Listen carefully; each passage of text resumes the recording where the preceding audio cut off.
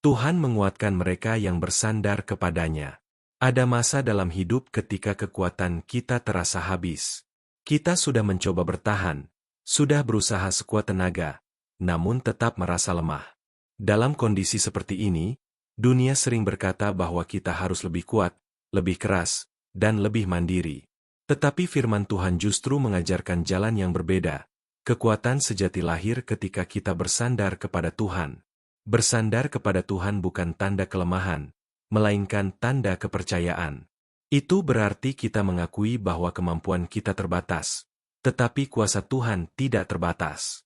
Yesaya 40 ayat 29-31 berkata, Dia memberi kekuatan kepada yang lelah dan menambah semangat kepada yang tiada berdaya. Orang-orang muda menjadi lelah dan lesu dan teruna-teruna jatuh tersandung, tetapi orang-orang yang menanti-nantikan Tuhan mendapat kekuatan baru. Mereka seumpama Raja Wali yang naik terbang dengan kekuatan sayapnya. Mereka berlari dan tidak menjadi lesu, mereka berjalan dan tidak menjadi lelah. Ayat ini menegaskan bahwa sumber kekuatan kita bukan diri sendiri, melainkan Tuhan. Seringkali kita ingin kuat dengan cara dunia, mengandalkan pengalaman, posisi, atau kemampuan. Namun Tuhan ingin kita belajar bersandar penuh kepadanya. Ketika kita masih mampu mengandalkan diri sendiri, kita sering lupa bersandar. Tetapi ketika semua penopang manusia runtuh, disitulah Tuhan menjadi satu-satunya sandaran yang sejati. Daud memahami kebenaran ini dengan sangat dalam. Dalam tekanan, ancaman, dan ketakutan, ia berkata dalam Mazmur 28 ayat 7, Tuhan adalah kekuatanku dan perisaiku, kepadanya hatiku percaya. Aku tertolong sebab itu beria-ria hatiku, dan dengan nyanyianku aku bersyukur kepadanya. Daud tidak berkata bahwa hidupnya tanpa masalah, tetapi ia tahu kepada siapa ia bersandar. Bersandar kepada Tuhan juga berarti menyerahkan kendali.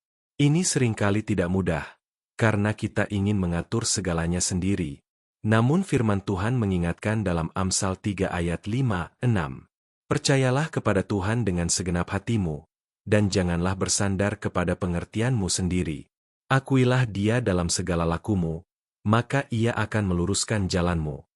Ketika kita berhenti bersandar pada pengertian sendiri, Tuhan mulai bekerja dengan caranya. Rasul Paulus juga mengalami kelemahan yang mendalam. Ia bahkan berseru agar Tuhan menjauhkan penderitaannya. Namun Tuhan menjawab dengan cara yang berbeda. Dalam 2 Korintus 12 ayat 9, Paulus menulis, Cukuplah kasih karuniaku bagimu, sebab justru dalam kelemahanlah kuasaku menjadi sempurna. Ini menunjukkan bahwa kelemahan bukan penghalang bagi Tuhan, melainkan tempat di mana kuasanya dinyatakan. Ketika kita bersandar kepada Tuhan, kekuatan yang kita terima bukan sekadar kekuatan fisik, tetapi kekuatan batin. Tuhan menguatkan hati yang hampir putus asa, meneguhkan jiwa yang goyah, dan memberi damai di tengah tekanan. Mazmur 55 ayat 23 berkata, Serahkanlah kuatirmu kepada Tuhan, maka Ia akan memelihara engkau. Tidak untuk selama-lamanya dibiarkannya orang benar itu goyah. Mungkin hari ini kamu merasa lelah, letih oleh keadaan, dan hampir menyerah. Jangan memaksa dirimu untuk kuat sendirian. Datanglah kepada Tuhan. Bersandarlah kepadanya. Tuhan tidak menuntut kita selalu kuat, tetapi Ia rindu kita selalu percaya.